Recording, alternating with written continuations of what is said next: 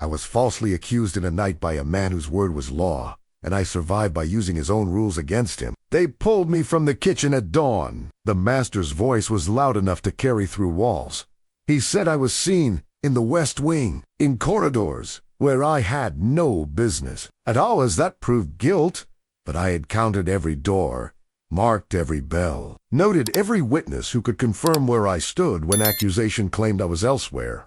I reconstructed the night by sequence, not by pleading, not by begging, but by speaking his language of time and procedure and locked doors. When the timeline contradicted his certainty, I watched his face change from rage to confusion. Rules meant to control me became the only shield I had. The accusation loosened, not dismissed, not proven false, just quietly abandoned to protect his reputation.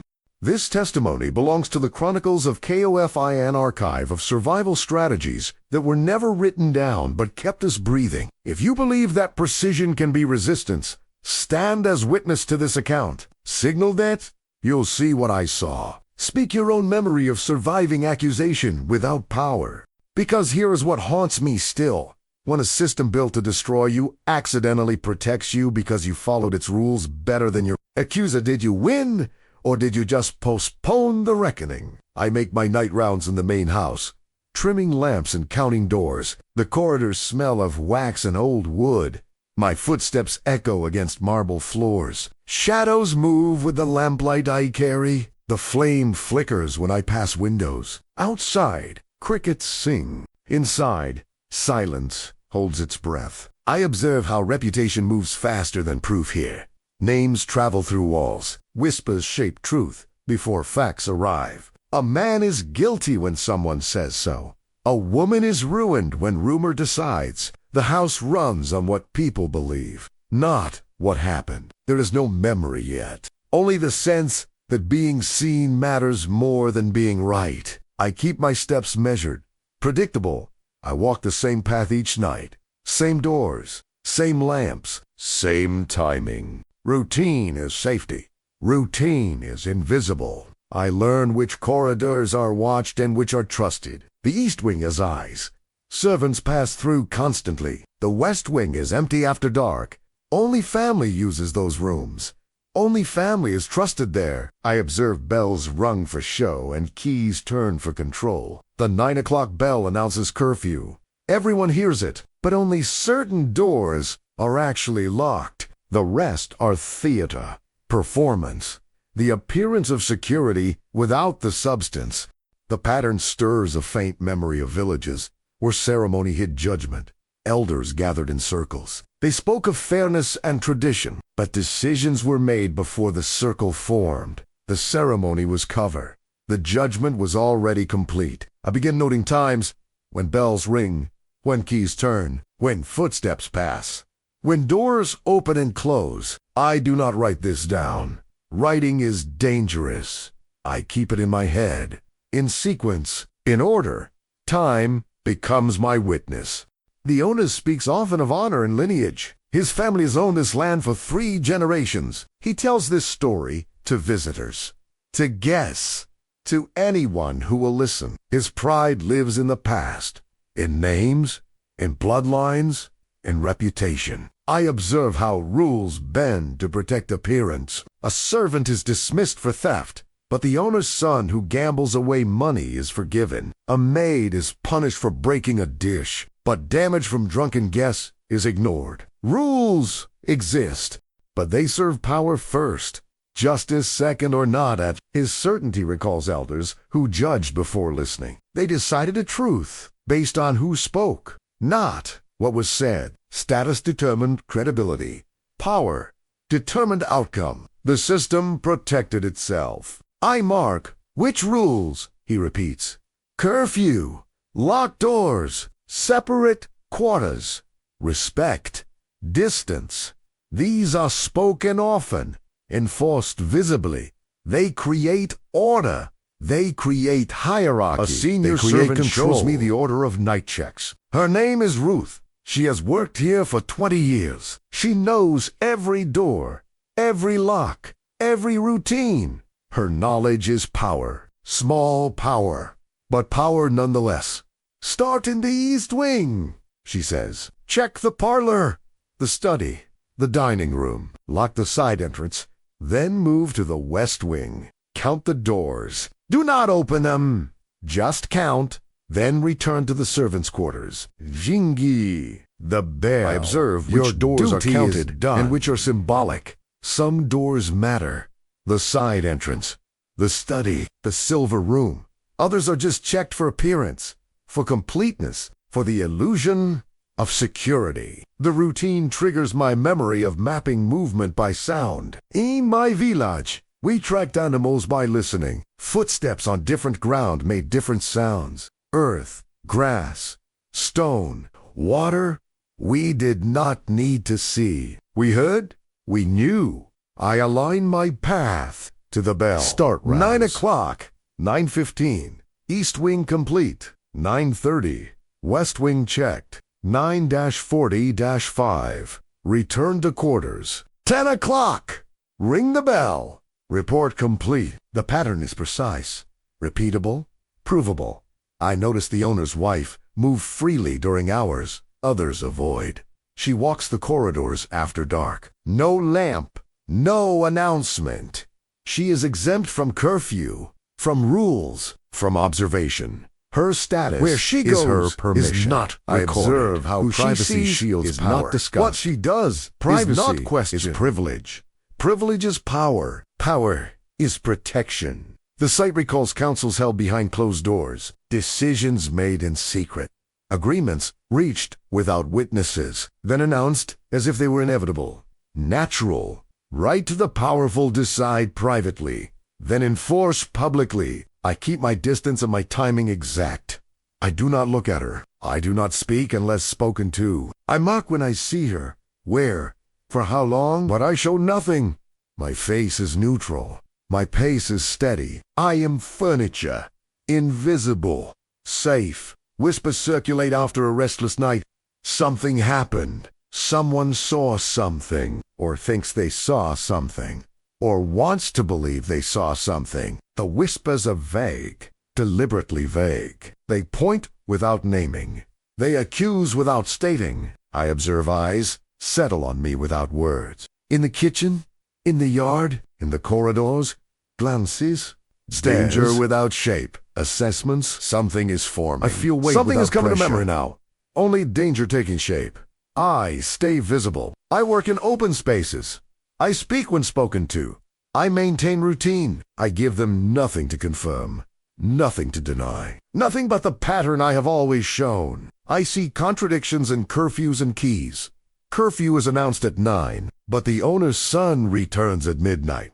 Keys are guarded carefully, but some doors are never locked. Rules are proclaimed loudly, but exceptions are granted quietly. I observe rules meant to impress, not protect. They create appearance. They project order.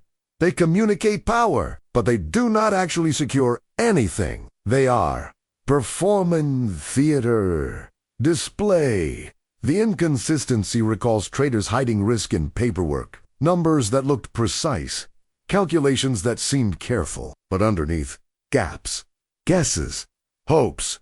The appearance of certainty covering actual chaos. The flaw sharpens. Rules that are not followed cannot be used for judgment. A system that bends for some cannot break others. Contradictions are weakness. I see where this house is vulnerable, where authority claims more than it controls. That night, I pause before continuing this memory. I sit on my pallet. Others sleep around me. Someone snores. Someone coughs. A child whimpers in sleep. The sounds of survival, of endurance, of lives lived in small spaces. I acknowledge the cost of being named without proof. An accusation does not need evidence here. It needs only voice, volume, confidence. A white man's word against a black man's silence is not a fair contest. It is execution disguised as process. Still, observation must become preparation. I have seen the flaw. I have marked the times. I have noted the contradictions. If accusation comes, I will have facts, sequence, proof. Not enough to win, but enough to complicate, enough to delay, enough to survive. Dawn Light comes through becomes gaps in the wall. transition. Cold, gray, morning. I rise, I wash, I prepare. Today might be the day, or tomorrow, or never. But I am ready. The accusation arrives suddenly, loud enough to carry. The owner's voice cuts through morning, through walls, through the careful quiet of routine. Where is he? Bring him here. Now, I am pulled from the kitchen, hands on my arms. Not gentle, not rough, firm, furious. I am walked to the main house. I observe evidence assumed. To the parlor, to where he stands. He does not ask questions. Red-faced, he makes statements. You were seen last night in the West Wing, where you had no business, where you were not assigned. The shock triggers a clear memory of elders forcing lies to face protocol. A boy was accused of stealing fruit. He denied it. They demanded he swear before the ancestors. He refused, not because he was guilty, because the swearing itself was trap. Refusal proved guilt. Compliance proved guilt. There was no escape, only degrees of loss. I decide to follow the rules exactly. Not to bend, not to plead, not to accept guilt to gain mercy. I will use this system against itself. I will speak their language, use their measures, force them to follow their own procedures. Sir, I say my voice is steady, respectful, clear. I completed my rounds according to instruction. I can account for every moment. You were seen. By whom? Sir, at what time? I reconstruct the night by bells and keys. I speak slowly, precisely, factually. I began rounds at 9 o'clock when the bell rang. I checked the East Wing first, the parlor, the study, the dining room. I locked the side entrance. Ruth saw me. I proceeded to the West Wing. I counted the doors as instructed. I did not enter. I did not open. I counted 7 doors. Same as every night. I rang the bell at 10 o'clock. Joseph heard me. Samuel heard me. Ruth heard me. I observed where times overlapped and break. If I was in the West Wing at 9:30 and I rang the bell at 10 and others heard that bell, then the timeline is tight, compressed. Someone must be wrong, either the accuser about the time or me about the sequence. But I have witnesses. The process recalls weighing truth by sequence, not claim. In my land, disputes were settled by reconstruction, not by volume, not by status, by careful examination of what could be verified. Time, place, witness, movement. Truth lived in details that aligned or broke. I speak only facts. No emotions, no pleading, no defense. That sounds like guilt disguised as innocence. Just the sequence, the bells, the doors, the witnesses. Let the facts do the work that protest cannot. My ally confirms curfews and lamp rounds. Ruth steps forward. She is afraid. I see it in her hands. He completed rounds as assigned. In her eyes, I saw him at 9:15 in the East Wing. I heard the bell at 10. He was where he should be. I observed certainty unsettle the accuser. The owner expected denial, confusion, guilt trying to escape. Instead, he receives precision, calm, facts that do not bend. The exchange triggers my memory of chosen kinship under risk. Ruth did not have to speak. She chose to. She placed herself between me and accusation. She made herself vulnerable to protect truth. This is family, not blood. Choice. We hold to the schedule. Ruth, Joseph, Samuel. Each confirms a piece. Each adds detail that aligns with the others. The timeline becomes solid, rigid, difficult to break without calling all of them liars. And that would be obvious. Desperate. I hesitate. Knowing clarity can provoke violence. When lies are exposed, they sometimes respond with force. The man who cannot win with words uses fists. Or worse. I feel the danger shift. From accusation to rage. From legal to physical. I acknowledge the hesitation and continue. Stopping now is surrender. Silence now is guilt. I must finish what I started. Trust the process I set in motion. Let the rules work even though rules are never on my side. I remember betrayal beginning with silence. Men who did not speak when speech could save. Women who looked away when looking might help. Communities that chose peace over justice. Quiet over resistance. I will not be silent. Not today. I choose precision. Sir, if I was in the West Wing at the time claimed, then the bells are wrong, or the witnesses are wrong, or the doors are wrong. I can only account for what I did. I checked 7 doors. Same as always. I completed rounds. Same as always. I rang the bell. Same as always. The owner invokes his own rules, not to defend them, but to escape them. The night checks are procedure. The curfew is clear. The West Wing is off limits during certain hours. Yes, sir, which is why I only counted doors. I did not enter. I did not linger. I completed the assigned task exactly as instructed. I observe each one contradict the charge. If the West Wing is off limits, why am I assigned to count those doors? If I am not to be there, why is it part of my rounds? If the accusation is about being present, then the job itself is violation. New memory now, only the system speaking. The rules argue with themselves. The procedures contradict the accusation. The structure exposes its own weakness. I am not defending myself. The system is defending me against itself. The room tightened. The owner's wife enters. She does not speak. She simply stands in the doorway, watching. Her presence changes the air, changes the stakes, changes what can be said, what can be done, what must be avoided. Servants are questioned apart. Timelines compared. Ruth in one room, Joseph in another, Samuel in the kitchen. They each tell the same story, not because they rehearsed. Truth aligns naturally. It is true. Lies require coordination. I observe alignment where fracture was expected. The owner wanted contradictions, gaps, hesitations, evidence of conspiracy or coaching. Instead, he gets consistency.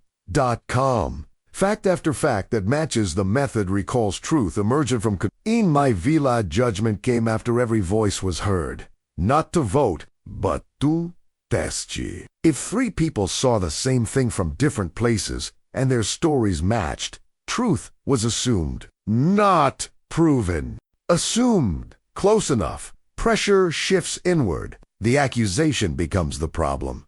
The accuser becomes suspect. The question stops being, what did he do? And becomes, why was this said? The owner feels it. His face changes. His posture shifts. He is no longer attacking. He is defending. The owner reframes, then retreats to protect image. There was confusion, a misunderstanding. These things happen in large houses, with many people, many tasks. We will review procedures, ensure that is clarity. I observe pride, choosing containment over pursuit. He cannot admit he was wrong, cannot apologize, cannot acknowledge that he accused without proof, but he can end it. He can make it disappear, not with justice, with silence, with moving forward, with pretending it did not happen. The pivot mirrors traitors, abandoning bad bargains. They never admit the deal was bad. They simply stop talking about it. Change subject. Move on. Act as if the failed transaction never occurred. Pride is protected. Fassi is saved. Reality is denied. The accusation loosens. Not dismissed. Not proven false. Just. Released. Let go. Allowed to fade. I am not vindicated. I am simply not punished. Not cleared. Just no longer pursued. This is victory here. Not justice. Survival. I am reassigned under watch. Not night rounds anymore. Day what? In the yard. Away from the house. Away from corridors and doors. I observe and private spaces replaced by management. I am now a problem to be contained rather than punished. A risk to be minimized rather than eliminated. This is how power functions when it cannot win. It reorganizes, repositions, reframes. The plan has carried as far as it can. I used their rules. I followed their procedures. I forced them to face their own contradictions. I survived, but I did not win. Not really. I am alive. I am reassigned. I am watched. But the accusation still happened. The suspicion still exists. The danger still lives. Silence becomes cover. I do not speak about it. I do not celebrate. I do not explain. I simply accept the new assignment, the new routine, the new distance. I disappear into compliance, into routine, into invisibility again. That is when I know the real victory is not in being right. It is in being alive to be right tomorrow. The white man thinks accusation is enough, that his word is law. That power needs no proof. He learned today that systems have rules, even systems built to serve him. And rules, when followed exactly, can protect even those they were never designed to save. I do not forget. I never forget. The moment his face changed from certain to confused. The moment that timeline spoke louder than his voice. The moment he had to choose between pursuing a lie or protecting his pride. The moment I saw that precision is a weapon too. My hand finds the bronze weight in my pocket. It is still there. A piece of home. A reminder that I carry more than they see. That I am more than they measure. That I survived today because I remembered what my uncle taught me. Truth is sequence, not volume. Facts are stronger than claims. And patience is a form of resistance they never expect. Tomorrow I work in the yard. Tomorrow I am watched. Tomorrow I am distant from the house, and its secrets and its dangers. But tomorrow I am alive. And that is enough for now. That is enough. The owner invokes his own rules. But the rules are speaking back now. Each procedure I followed protects me. Each witness I have complicates his accusation. Each timeline detail makes his certainty look like assumption. The system he built to control is being used for defense. He feels it.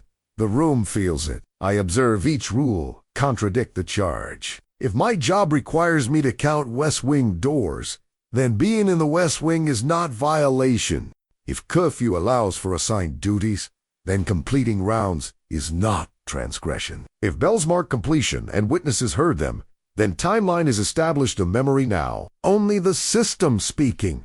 The procedures argue with the accusation. The structure protects me despite itself. I am not defending. I am simply pointing, showing, demonstrating that his own rules create my innocence. The room tightens. Servants stand in doorways. Other workers watch from the hall. This is not private anymore. This is witnessed, observed, remembered. The owner cannot simply punish me now. Too many eyes? Too many ears? Too much to explain later. Servants are questioned apart. Timelines compare. Ruth is asked again about the East Wing. Joseph about hearing the bell. Samuel about the lamp oil I returned. Each question is an attempt to break the story, to find the gap, the contradiction, the proof of coordination or lies. I observe alignment where fracture was expected. They all say the same thing, not word for word, but fact for fact. Times match. Sequence matches, details align. Truth does not require rehearsal. It simply exists, consistently, naturally. The method recalls truth emerging from when multiple voices say the same thing without coordination. Belief follows, not certainty, but probability strong enough to create doubt. And doubt is all I need. Doubt is enough to stop execution. Pressure shifts inward. The owner's wife watches from the doorway. She has not spoken, but her presence is a message, a warning, a boundary. Whatever happened or did not happen in the West Wing, she does not want it pursued. She wants it ended, quickly, quietly. The owner reframes, then retreats to protect image. There was confusion, a misunderstanding. These things happen in large houses, with many people, many tasks. We will review procedures. Ensure I observe pride. That choosing containment over pursuit. He cannot admit error, cannot apologize, cannot confess that he accused without evidence. But he can stop. He can redirect. He can make this disappear by declaring it resolved. Not with justice, with decree. The pivot mirrors. Traders abandoning bad bargains. They never say the deal was wrong. They simply stop mentioning it. Move to the next transaction. Act as if the failed exchange never occurred. Pride is preserved. Face is saved. Reality is adjusted. The accusation loosens. It does not vanish. It does not get proven false. It simply stops being pursued. I am not cleared. I am not vindicated. I am simply no longer actively accused. The charge hangs in the air, unresolved, but inactive. I am reassigned under watch. You will work in the yard. Daylight tasks. Samuel will supervise. You will not enter the main house after sunset. You will not perform night rounds. Is this clear? I observe threat, replaced by management. I am not punished, not directly, but I am moved, distanced, supervised, contained. The accusation failed. So, control shifts to geography, to schedule, to restriction without calling it punishment. The plan has carried as far as it can. I used his rules. I followed his procedures. I forced the system to face itself. I survived. But survival is not freedom. Survival is just another day, another task. I do not speak another of restriction to navigate. I do not protest. Silence reassignment becomes cover. I do not demand apology or acknowledgement. I accept. I comply. I disappear into the new routine. Visibility is danger. Invisibility is survival. Routine resumes with careful distance. I work in the yard. I clear brush. I chop wood. I carry water. I repair fences. My hands bleed, my back ashes, but I am outside, away from corridors, away from doors, away from accusations that form in private spaces. I observe avoidance where confrontation stood. The owner does not look at me, does not speak to me directly. Samuel delivers instructions. Ruth persists me food without words. Others maintain distance. Not cruelty, not exactly. Caution, uncertainty. The accusation failed, but the suspicion remains. The change recalls disputes ended without verdict. In my village, some conflicts were not resolved. They were simply stopped. Elders declared no more discussion, no more action. The disagreement remained, but the fighting ceased. People moved forward without moving past.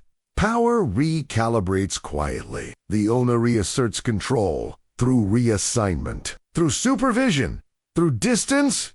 He lost the public accusation, but he regains authority through structure, through routine, through making me disappear without banishing me. Questions circle tasks, not the night. Did you finish the fence? Is the wood stacked? Did you clear the path? No one asks about the accusation. No one mentions the West Wing. No one discusses what happened or did not happen. The silence is deliberate, protective, dangerous. I observe omission, do the work of denial. By not speaking of it, the accusation fades. Not forgotten, just unspoken, unexamined, allowed to drift into the space where uncomfortable truths live, present but unacknowledged, real but invisible. New memory, only consequence. I am alive. I am working. I am watched. I survived accusation without being cleared. This is the reality. Not justice. Not victory. Survival. Survival costs. Survival compromises. Survival continues. The truth stands unspoken. I was where I said I was. I did what I said I did. The timeline proves it. The witnesses confirm it. But proof does not erase accusation. It only complicates it. The suspicion remains because suspicion does not require evidence. Prejudice. Only imagination. The willingness to believe. My ally is moved away from keys and bells. Ruth is reassigned to laundry. Away from corridors. Away from night duties. Away from information. She spoke for me. She confirmed my timeline. And now she pays. I observe the cost land unevenly. I am alive but reassigned. Ruth is demoted but employed. Others watched but stayed silent and remain unchanged. Resistance has price. Truth has price. Standing beside the accused has survival's price. In my village protectos sometimes fit. Warriors defending the group died in battle. Speakers defending truth faced exile.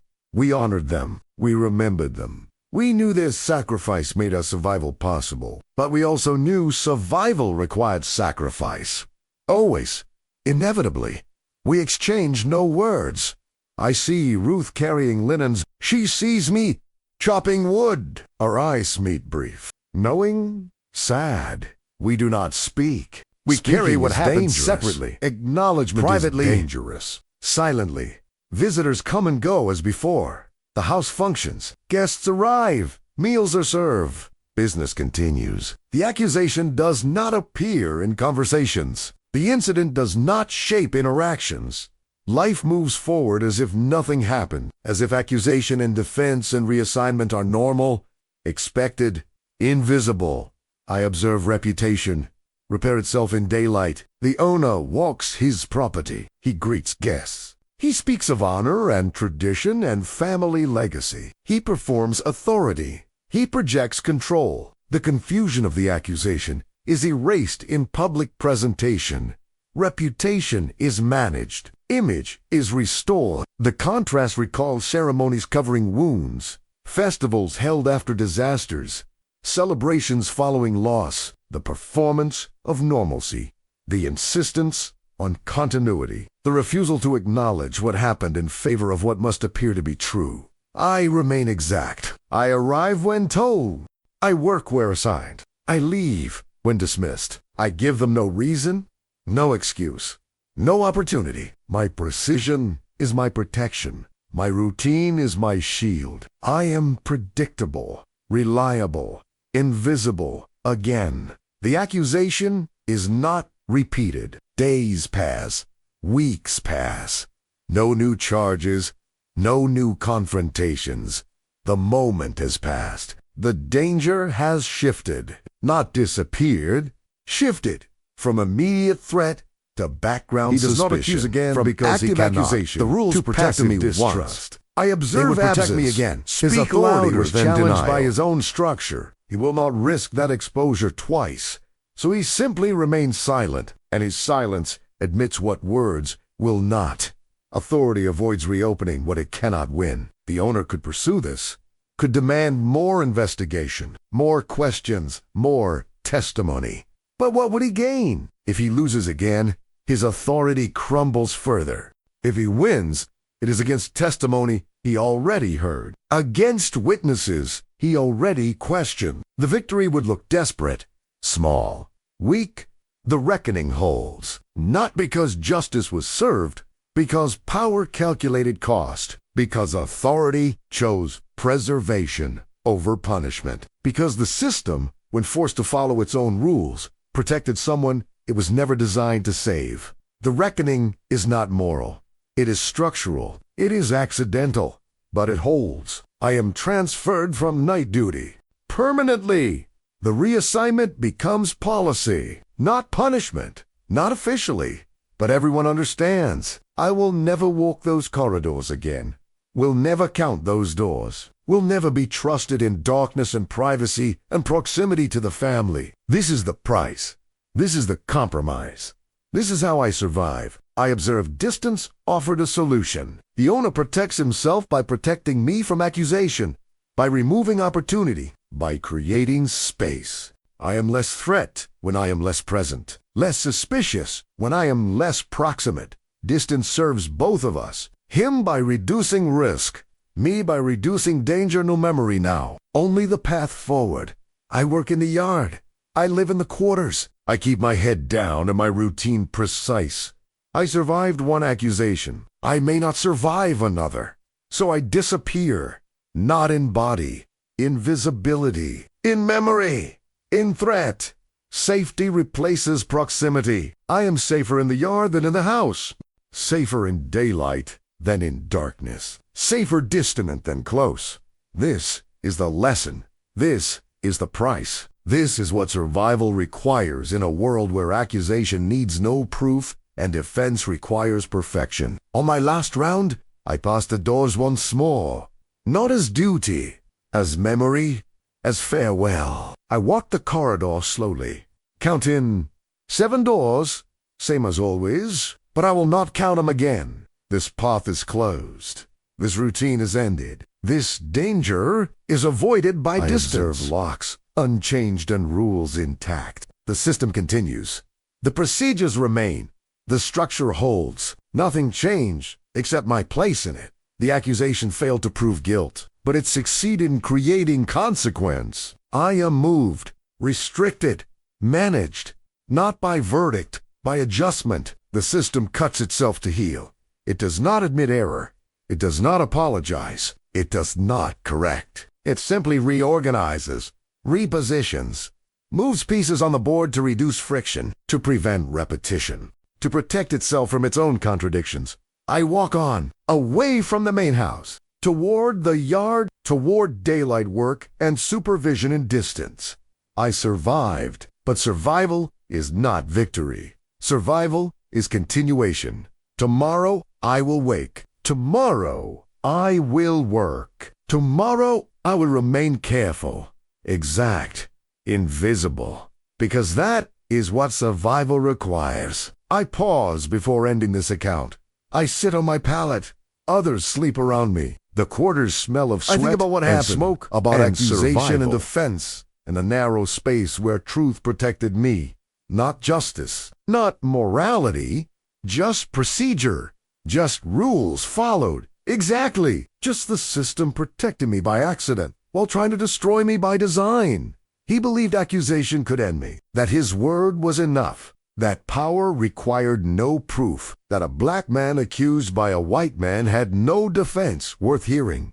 He was wrong. Not completely, not forever, but in this moment, on this day, in this house, he was wrong. But rules, followed more strictly than lies expect, exposed the truth without shouting. I did not plead. I did not beg. I did not perform innocence. I stated facts. I provided timeline. I named witnesses. I used his language, his measures, his procedures, and they protected me, not because they were designed to, because they could not avoid it. I lived because I let the system answer for itself. I did not fight the accusation with anger. I fought it with precision, with sequence, with the same rigid adherence to rules that oppresses me daily. I turned the system back on itself, used its own weight, its own structure, its own proclaimed values, and for one moment, in one dispute, it could not escape its own logic. The white man thinks rules are weapons he controls. He does not understand that rules, once established, develop their own logic, their own consistency, their own demands. He created procedures to project order, to demonstrate authority, to prove civilization. And those procedures, when followed exactly, protected me from him. In my land, this meant understanding that systems have patterns. Patterns have rhythm. Rhythm has rules. Even oppression has structure. And structure has gaps, vulnerabilities, contradictions. The powerful create systems to serve themselves. But systems, once created, must maintain internal logic to function. And that logic can be used, can be leveraged, can be turned. That is when I know this survival is not accident. It is strategy, not conscious, not planned, but learned, passed down, remembered. My uncle taught me to read rhythm, to find pattern, to understand that power is not absolute. It is structured, and structure has rules, and rules can be used by anyone who understands them. I do not forget. I never forget. The moment the owner's face changed from certain to confused. The moment Ruth spoke despite fear. The moment the timeline forced reconsideration. The moment survival came, not from begging, but from precision. The moment rules protected me because they had to, not wanted to, had to. My hand finds the bronze weight in my pocket. It is still there, smooth, warm, heavy, a piece of home, a piece of memory, a reminder that I am more than they see, that I carry knowledge they do not recognize, that survival is skill, that precision is resistance, that following rules exactly is sometimes the most radical act possible. The accusation failed, not because I was innocent. I was innocent, but innocence is not protection here. The accusation failed because I used his system better than he did. I followed his rules more carefully. I spoke his language more precisely. I beat him with his own tools. Tomorrow, I work in the yard. Tomorrow, I am watched. Tomorrow, I remain distant from corridors and doors and the accusations that form in private spaces. But tomorrow, I am alive, and alive is enough. Alive is everything. Alive is victory, when the alternative was destruction. I survived because I remembered, because I learned, because I understood that systems have gaps, and rules have logic, and precision is power. I survived because I let the system speak for itself, and it said, despite itself, despite its design, despite its purpose, not today, not him, not this time. That is the truth I carry. That is the lesson I hold. That is the memory I will never forget. Rules can oppress, but rules, followed exactly, can also protect. Systems can destroy, but systems, forced to face their own logic, can also defend. Power can accuse, but power, challenged by its own procedures, can also retreat. I am alive. I am reassigned. I am watched, but I am alive. And that is enough. For as long as precision and memory and careful attention to the system's own rules can keep me breathing, I do not forget. I never forget. And I never stop watching for the next gap, the next contradiction, the next moment when following rules exactly becomes the most dangerous act of resistance possible.